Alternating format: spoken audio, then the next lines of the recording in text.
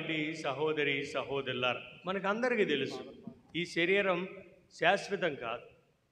ఈ శరీరం మట్టి నుండి వచ్చింది, మట్టిలోనే కలిసిపోతుందని మొన్న విభూతి బుధవారం నాడు గురువు ఈ యొక్క విభూతిని మన నొసటి మీద రాస్తూ ఆయన పలికినటువంటి ఆదికాండం 19వ అధ్యాయము 9వ వచనంలో ఈ వాక్యాన్ని చదువుతాం. ఆదికాండం 19వ అధ్యాయము 9వ వచనం, నువ్వు మట్టి నుండి వచ్చావు, మట్టిలోనే కలిసిపో. చూడండి, మరి అటువంటి మట్టిలో కలిసిపోయేటువంటి శరీరానికి మనం ఎంతో సమయాన్ని గడుపుతాం, మనం ఎంతో వ్యయాన్ని, సంపదను, ఆస్తిని, వాటినన్నిటినీ ఈ యొక్క శరీరాన్ని కాపాడుకోవటానికి మనము వెచ్చిస్తాం. మనకందరికీ తెలుసు ఇది మరణిస్తే మనతో రాదని. మూడవ భార్య మన అందరికీ ఉన్నటువంటి వారు మన పేరు ప్రఖ్యాతలు, మన ఆస్తి, మనం సంపాదించుకున్నటువంటి అనేకమైనటువంటి ఆస్తులు మనం మరణిస్తే వస్తాయా? వస్తాయా? మనం మరణిస్తే ఎవరికి రావు, మనతో రావు. రెండవ భార్య మన తల్లిదండ్రులు, బంధుమిత్రులు, స్నేహితులు. మనం మరణిస్తే వాళ్ళు వస్తారా? మరి నేను చనిపోతున్నాను, నాతో పాటు చావమండి చస్తారా? చావరు. మంచి శిలాపలకమైన పెడతారు, కానీ మన కోసం ఎవరు రారు. మరి చివరిగా మనతో వచ్చేటువంటి మన యొక్క భార్య, నాలుగో భార్య ఎవరో తెలుసా? ఎవరు మనతో పాటు వచ్చేది? మన యొక్క ఆత్మ. మన యొక్క ఆత్మ చివరి వరకు వస్తుంది. మరి ఈ ఆత్మను కాపాడుకోవటానికి నేను ఏం చేస్తున్నాను?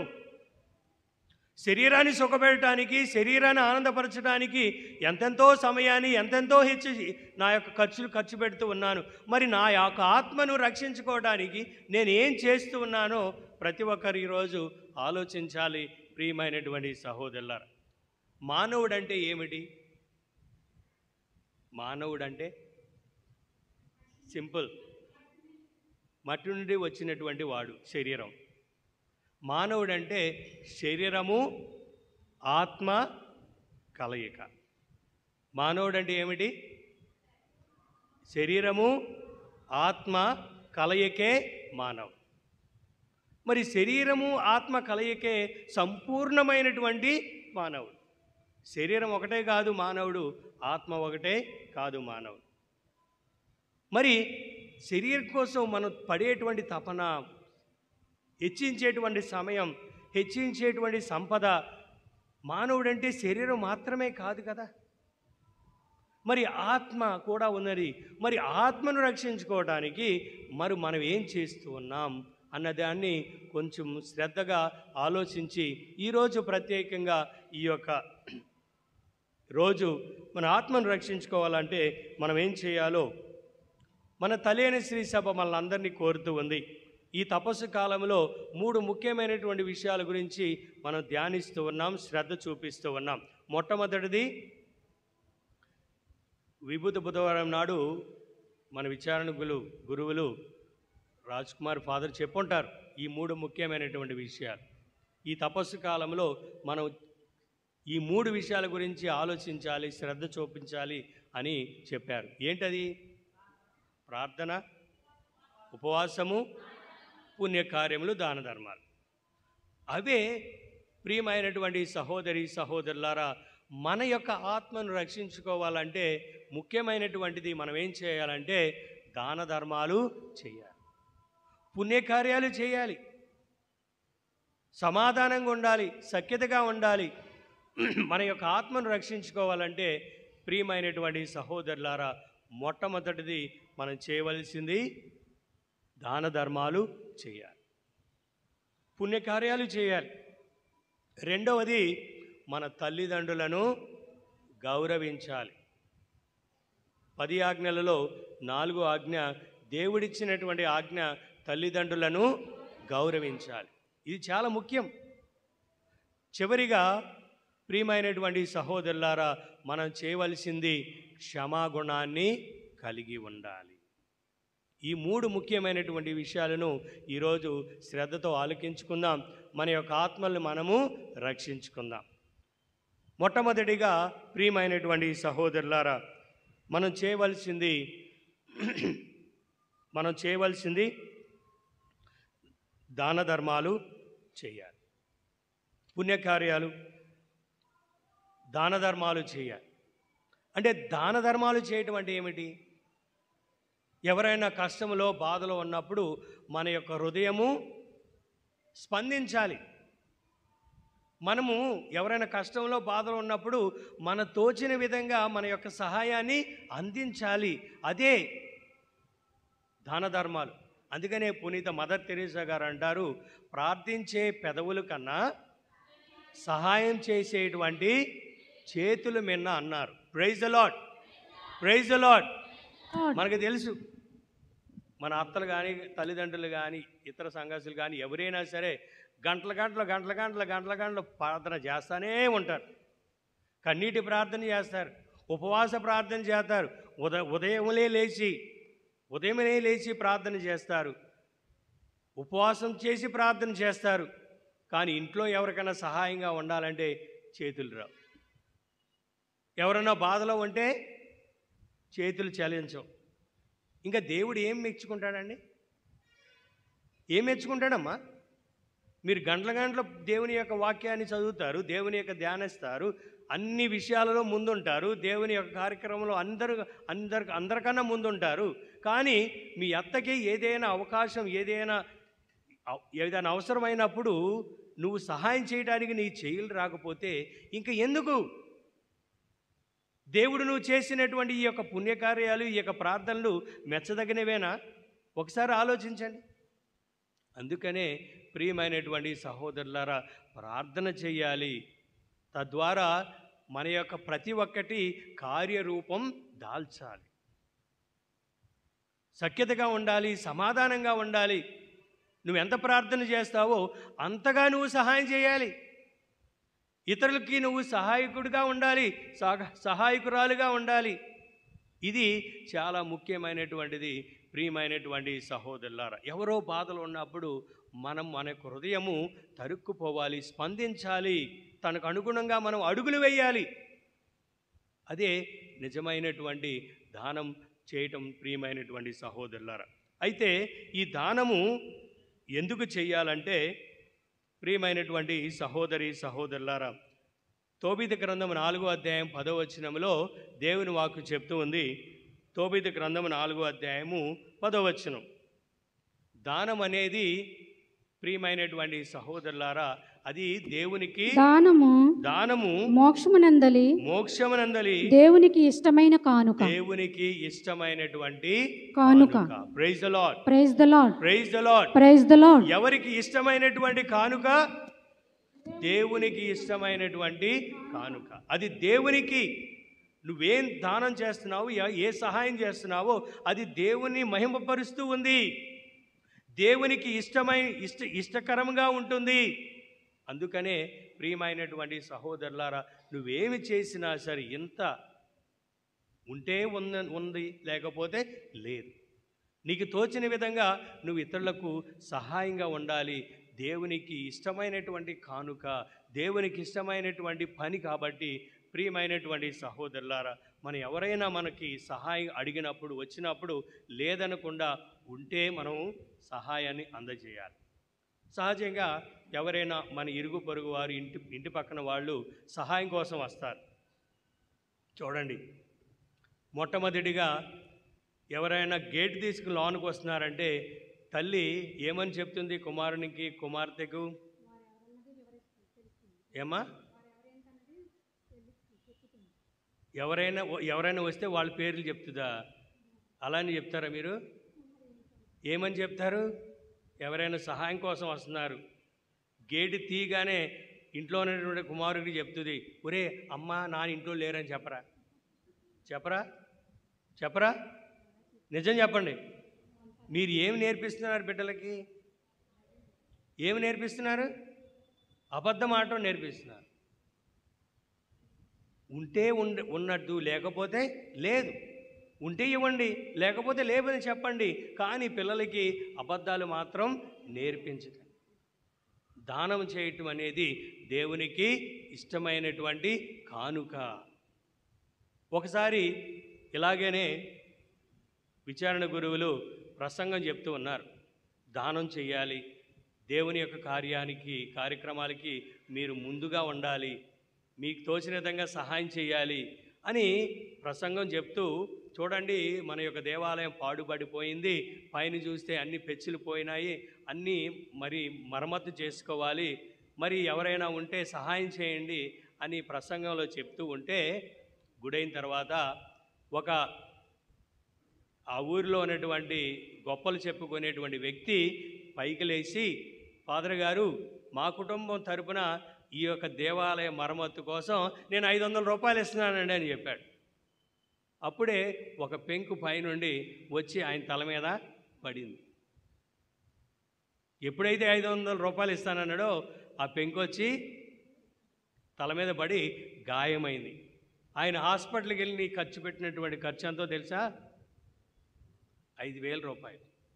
దేవునికి ఇస్తానన్నటువంటి గానికి ఎంత? 500 రూపాయలు. చూడండి ప్రియమైనటువంటి సహోదరులారా, నువ్వేమి చేసినా సంతృప్తిగా చేయాలి, నీకున్న దాంట్లోనే.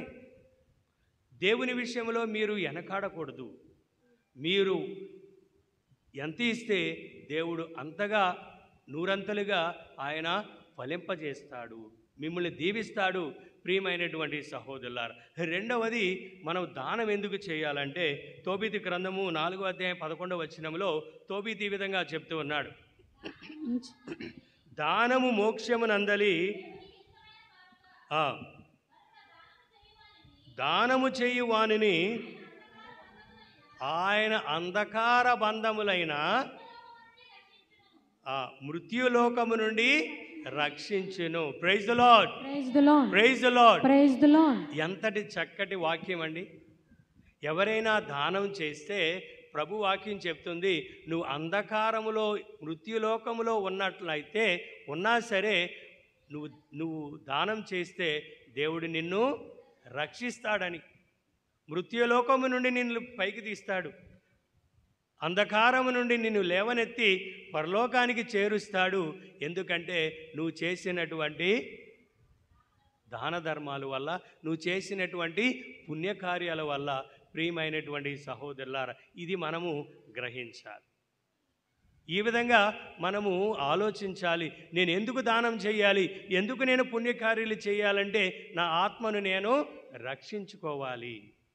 మృత్యులోకములో ఉన్నా సరే, అంధకారములో ఉన్నా సరే నన్ను దేవుడు రక్షిస్తాడనేటువంటి ఆలోచనతో మనం ఇతరులకు సహాయంగా ఉండాలి.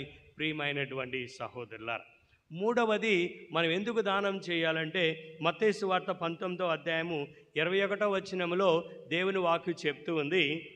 మత్తయి సువార్త 19వ అధ్యాయం 21వ వచనం, నీవు పరిపూర్ణ కాగోరినచో నీవు వెళ్ళి నీ ఆస్తిని అమ్మి పేదలకు దానము చేయము, అప్పుడు నీకు పరలోకమందలి ధనము లభించును. మనము ఎందుకు దానం చేయాలంటే, మనం పరిపూర్ణలు అవ్వటానికి, పరిశుద్ధులు అవ్వటానికి, పరిపూర్ణమైనటువంటి మనస్సులు కలగటానికి మనం ఇతరులకు సహాయం చేయాలి. ప్రియమైనటువంటి సహోదరి సహోదరులారా, ఈ 3 ముఖ్యమైనటువంటి విషయాలను మనం శ్రద్ధతో ఆలకించి మనం ఎవరికైనా సహాయం చేస్తున్నామంటే, మనం ఎవరికైనా దానం చేస్తున్నామంటే ఈ 3 ముఖ్యమైనటువంటి విషయాలను మనము శ్రద్ధతో ఆలకించాలి. Praise the Lord, praise the Lord, praise the Lord. మొట్టమొదటిది ఎందుకు మనం దానం చేయాలి? అమ్మ, ఎందుకు చేయాలి దానం? ఆత్మను రక్షించుకోవాలంటే ఎవరిని సంతోషపెట్టాలి? దానము దేవునికి ఇష్టమైనటువంటి కానుక కాబట్టి, ఆయనకి ఇష్టమైనటువంటిది. ఆయనకి ఇష్టమైనటువంటిది మన ప్రార్థనలు కాదు. ఆయనకి ఇష్టమైనటువంటి ప్రార్థనలు అయినప్పటికీ అంతకన్నా ఎక్కువగా ఇష్టమైనటువంటిది మనం చేసేటువంటి పుణ్యకార్యాలు. మన విశ్వాసం ఈ 4 గోడలో ఉండిపోకూడదు. మనం ప్రకటించేటువంటి మన విశ్వాసం, మనం ధ్యానించేటువంటి ఈ యొక్క విషయాలు ఈ 4 గోడలో ఉండిపోకూడదు. ఎక్కడ ఉండాలంటే, అందుకనే ప్రతి గురువు పూజ అయిపోయిన తర్వాత, పూజ సమాప్తమైనది, సమాధానంతో వెళ్ళి క్రీస్తు ప్రేమలో జీవించండి, క్రీస్తు సేవలో తరించండి. అది మనకి ముఖ్యం. చాలామంది ఈ యొక్క 4 గోడల్లోనే ఉండిపోతారు. నేను ప్రార్థన చేస్తున్నాను, నేను గంటల గంటలు ప్రసంగాలు చెప్తున్నాను, గంటల గంటలు నేను వాక్యాలు వింటూ ఉన్నాను, ఇది సరిపోతుందంటే కాదు. దానికి ముఖ్యమైనటువంటిది, దేవునికి ఇష్టమైనటువంటిది, ప్రియమైనటువంటి సహోదరులారా, నేను విశ్వసించి, నేను ధ్యానం చేసి, క్రీస్తు ప్రభు యొక్క శరీర రక్తాలను నేను భుజించి, నా యొక్క సమాజంలోకి వెళ్ళి నేను ఇతరులతో సఖ్యతగా ఉండి, సమాధానంగా ఉండి, నాకు తోచిన విధంగా నేను ఇతరులకి సహాయం చేసేదే దేవునికి ఇష్టమైనటువంటి కానుక అని మనం గ్రహించాలి. తనకు అనుగుణంగా మనం అడుగులు వేయాలి, తనకు అనుగుణంగా మన యొక్క జీవితాన్ని మలచుకోవాలి. ప్రియమైనటువంటి సహోదరి సహోదరుల, చారిటీ అనేది షుడ్ బిగిన్ అట్ హోమ్. మనం సహజంగా మన యొక్క కుటుంబాల్లో మనం ఒకసారి భార్యలు కానీ భర్తలు కానివ్వండి, మన కుటుంబ సభ్యులను ఒకసారి పరీక్షించితే, ఆలోచిస్తే, భర్త సంఘంలో ఉన్న అందరికీ సహాయం చేస్తాడు. Is a hero. ఇంటికి వస్తే మాత్రం జీరో. అందరికీ సహాయం చేస్తాడు. ఇంటికి వస్తే మాత్రమే చేతులు ఉన్న వాళ్ళకి సహాయం చేస్తాడు. కాదా? వాస్తవాలు కాదా? సేవ అనేది, ఈ యొక్క పుణ్యకార్యాలు అనేది, దాన ధర్మాలు అనేది మన కుటుంబంలో మొదలవ్వాలి. అది ముఖ్యం. నీ యొక్క బాధ్యత, దేవుడు నీకు ఇచ్చినటువంటి బాధ్యత, నీ కుటుంబాన్ని సక్రమంగా నడిపించుకోవటానికి. తల్లి, భర్త, భార్య ఒకరినొకరు ఆదిలోనే దేవుడు ఏర్పాటు చేశాడంటే ఆయన మీకు ఒక ముఖ్యమైనటువంటి బాధ్యతని ఇస్తూ ఉన్నాడు. అది ముఖ్యమైనటువంటి బాధ్యత. అటువంటి బాధ్యతని ఎవరు ఆలోచించరు, దాన్ని పక్కన పెట్టి అన్ని బాధ్యతలు తీసుకుంటారు, ముఖ్యమైనటువంటి బాధ్యత మాత్రం పట్టించుకో. మరి అది దేవునికి ఇష్టమైనటువంటిదా? తద్వారా ప్రియమైనటువంటి సహోదరి సహోదరులారా, ఆలోచించండి. మనం బతికినప్పుడే ఎంతకాలం బతుకుతాం? బతికినప్పుడే మంచిగా ఉండాలి, సమాధానంగా ఉండాలి, సఖ్యతగా ఉండాలి.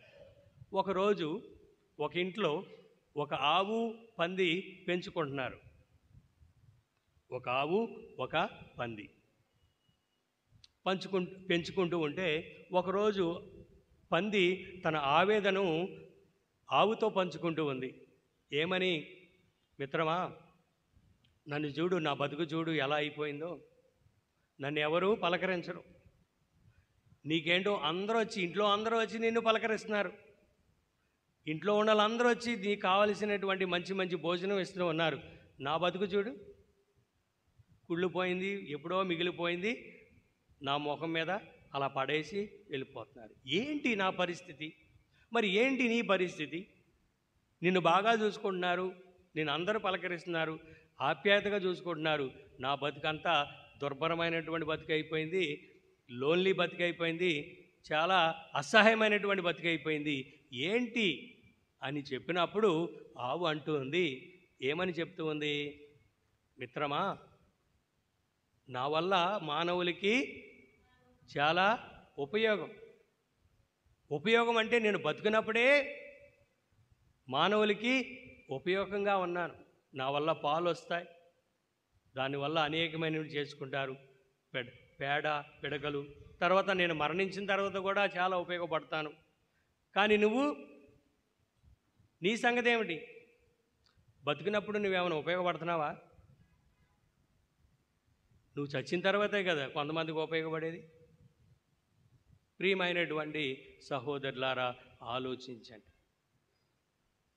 నేను బతుకున్నప్పుడే, నా శ్వాస ఉన్నప్పుడే నేను ఉపయోగకరముగా, దేవునికి ఇష్టమైనటువంటి బిడ్డగా, సంఘంలో మంచి పేరు ప్రఖ్యాతలు తీసుకొచ్చే విధంగా నేను అడుగులు వేయాలి.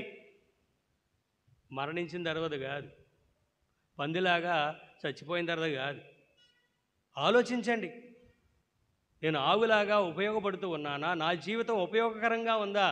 నాకు జీవితం వల్ల నా కుటుంబంలో సమాధానం ఉందా, నా వల్ల నా బిడ్డలు ఆశీర్వాదకరంగా ఉన్నారా, నా వల్ల నా బిడ్డలు దేవుని యొక్క భయభక్తులతో మెలుగుతూ ఉన్నారా అని ప్రతి ఒక్కరు ఆలోచించాలి. బతికితే జీవిస్తే సరిపోదు. ఏంటి ఉపయోగం? నా వల్ల ఏంటి ఉపయోగం? ఒక గురువుగా, నేను అభిషక్తుడైనటువంటి గురువుగా నా వల్ల నా యొక్క సంఘానికి, నా యొక్క దేవుడిచ్చినటువంటి నా బిడ్డలకు ఏ విధంగా నేను ఉపయోగపడుతూ ఉన్నానని గురువుగా నన్ను నేను ప్రతి క్షణము ధ్యానించాలి. దానికి అనుగుణంగా నేను బ్రతకాలి. ప్రసంగాలు గంటల గంటల ప్రసంగాలు ఇస్తే సరిపోదు. నాకు కూడా దేవుని సమక్షంలో నేను కూడా నేనేం చేశానో దేవునికి నేను అర్పించాలి. ప్రతి ఒక్కరూ ఆ అంతిమ తీర్పునందు ప్రతి ఒక్కరూ ఆయన సమక్షంలో జవాబుదారుగా ఉండాలి. ప్రియమైనటువంటి సహోదరులారా, తద్వారా దేవుడు మనకు అనేకమైనటువంటి అవకాశాలు ఇస్తూ ఉన్నాడు. ప్రతి ఒక్కరికి ఇస్తూ ఉన్నాడు. మరి ఎటువంటి అవకాశాన్ని సద్వినియోగం చేసుకుని నేను నా ఆత్మను రక్షించుకోవాలంటే నేను ఏం చేస్తూ ఉన్నానో ఒక్కసారి మనల్ని మనము పరీక్షించుకోవాలి. ప్రియమైనటువంటి సహోదరులారా, మన ఆత్మను మనం రక్షించుకోవాలంటే మనం చేయవలసింది దాన ధర్మాలు, పుణ్యకార్యాలు చేయాలి. అది ఎందుకు చేయాలో మనం ఈరోజు ధ్యానించాం. దానం చేయటం వల్ల మనకు ప్రయోజనాలు, లాభాలు ఏమిటంటే సిరాకు 40వ అధ్యాయము 24వ వచనములో, సిరాకు 40వ అధ్యాయం 24వ వచనములో దేవుని వాక్యం విధంగా చెప్తూ ఉంది.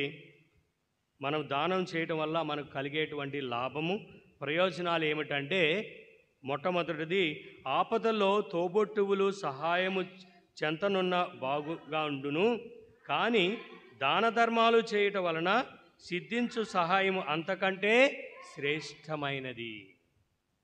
మనం దాన ధర్మాలు చేయటం అంటే మన ఆపదలో ఉన్నప్పుడు మన యొక్క సహోదరులు, మన బంధుమిత్రాలు ఉండాలని ఎంత ఆతృత పడతామో, ఎంత కోరుకుంటామో, మనము దానము చేయటం ద్వారా అంతకంటే శ్రేష్టమైన దాన్ని మనం పొందుతామని దేవుని వాక్యం చెప్తుంది. అదేవిధంగా తోబీతు 12వ అధ్యాయం 9వ వచనములో, తోబీతు 19వ అధ్యాయం 9వ వచనములో, దానము చేయటం వలన దానము మేము మృత్యువు నుండి కాపాడును, దానము మీ పాపములను కడిగివేయును, దానం వలన మీరు దీర్ఘాయుషులగుదురు. దీర్ఘాయుషులగుతామంట. ఎక్కువ కాలం ఉంటాం, ఎక్కువ కాలం దేవునిలో ఉంటామని దేవుని వాక్యం చెప్తుంది. ప్రియమైనటువంటి సహోదరులారా, అదేవిధంగా దానము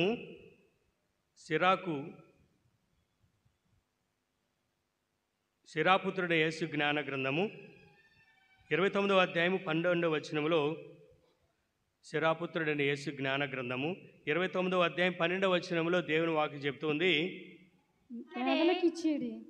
దానము పేదలకిచ్చినదే నీవు భద్రపరచు నిధి అనుకొనుము, అది నిన్ను సకల ఆపదల నుండి కాపాడును. చూడండి, మనం ఎవరికైనా సహాయం చేస్తే అది మనం దాచుకున్నటువంటి నిధి. ఆ నిధి మన అవసరంలో ఉన్నప్పుడు సహాయం చేస్తుందని దేవుని వాక్యం. అందుకనే కదా ఎవరైనా చనిపోయినప్పుడు, గొప్ప మనిషి చనిపోయినప్పుడు చాలా రోజులు, తరతరాలు గుర్తుపెట్టుకుంటాం. ఎందుకని గుర్తుపెట్టుకుంటాం? ఆయన చేసినటువంటి మంచి కార్యాలు, పుణ్యకార్యాలు, సహాయం చేసేటువంటి గుణం ఉంది కాబట్టి. ఎవరికి సహాయం చేయకుండా పిసినారి ఇంట్లో కూడా సహాయం చేయకోకుండా చచ్చిపోయిన వాడిని పోయాడరా బాబు అనుకుంటా. గుర్తుపెట్టుకుంటారా? గుర్తుపెట్టుకో. అందుకనే దేవుని వాక్యం చెప్తుంది, ప్రియమైనటువంటి సహోదరులారా, మనం దానం చేస్తే అది మనం దాచుకున్నటువంటి నిధి. ఆ నిధి మన అవసరాల్లో ఉపయోగపడుతుందని. అదేవిధంగా సామెతల గ్రంథము 19వ అధ్యాయము 17వ వచనములో దేవుని వాక్కు చెప్తుంది, అది మనం దేవుడికి ఇచ్చినటువంటి అప్పు అని. ఎవరినైనా మీరు ఆదుకొనొచ్చో ప్రభువుకి అప్పు ఇచ్చినట్లే ఆ అప్పును ఆయన తప్పగా తీర్చును. Praise the Lord. Praise the Lord. సహజంగా మనం ఎవరికైనా అప్పిస్తే వాళ్ళ వెనకాల తిరగాలి. కొన్ని సందర్భాల్లో చాలా విషయాలలో చాలామంది ఇబ్బందులు పడుతూ ఉంటారు. తీసుకున్నప్పుడు కాళ్ళ మీద పడతారు, మళ్ళీ ఇవ్వటానికి ఆ చేతులు కాళ్ళు రావు. కానీ దేవుని వాక్కు చెప్తుంది, ప్రియమైనటువంటి సహోదరులారా, మనం ఎవరికైనా అప్పిచ్చినట్లయితే అది దేవునికి అప్పిచ్చినట్లే. ఆ అప్పు దేవుడు తప్పనిసరిగా తీరుస్తాడని దేవుని వాక్యం చెప్తుంది. చక్కటి వాక్యాలు మనం ఎప్పుడైనా గ్రహించామా? నేను ఎవరికైనా సహాయం చేస్తే అది నిధిగా ఉంటుందని, నేను ఎవరికైనా సహాయం చేస్తే అది నా దేవునికి అప్పిచ్చినట్లు అని మనం ఎప్పుడైనా ఆలోచించామా? ప్రియమైనటువంటి సహోదరులారా, మీరు సహాయం చేయటానికి వెనుకంజ వేయకూడదు, ముందు ఉండాలి. అది దేవుని విషయంలో అయినా సరే, ఇతరుల విషయంలో అయినా సరే, మీరు తప్పనిసరిగా మనకు తోచిన విధంగా మనము సహాయము చేయాలి. సహాయం చేయటం వల్ల ఎన్నో లాభాలు ఉన్నాయి. మనకే చాలా ముఖ్యమైనటువంటి లాభాలు మనమే పొందుతున్నామని గ్రహించాలి ప్రియమైనటువంటి సహోదరులారా. అదేవిధంగా సిరాకు 17వ అధ్యాయం 22వ వచనంలో, సిరాకు 17వ అధ్యాయం 22వ వచనంలో, నరుడు పేదలకు చేసిన దానమును దాన ధర్మములను ప్రభు తన అంగుళికముల వలె విలువతో చూచును. నరుడు పేదల పట్ల చూపు కరుణను ప్రభు తన కంటి పాపమును వలె మననతో చూద్దును. చూడండి, దేవుని యొక్క వాక్యం ఎంత శ్రేష్టకరమైనటువంటి వాక్యం మనకి దేవుడు చెప్తూ ఉన్నాడు. చివరిగా సిరాపుత్రుని యేసు జ్ఞాన గ్రంథము 35వ అధ్యాయం 2వ వచనములో మనం దానం చేయటం వల్ల ఆ ఉపకారికి చేయుట, పేదలకు దానము చేయుట స్తుతిబలిని అర్పించటం వంటిది. కాబట్టి మనం ఆపదలో ఉన్న పేదలకు దానం చేయాలి.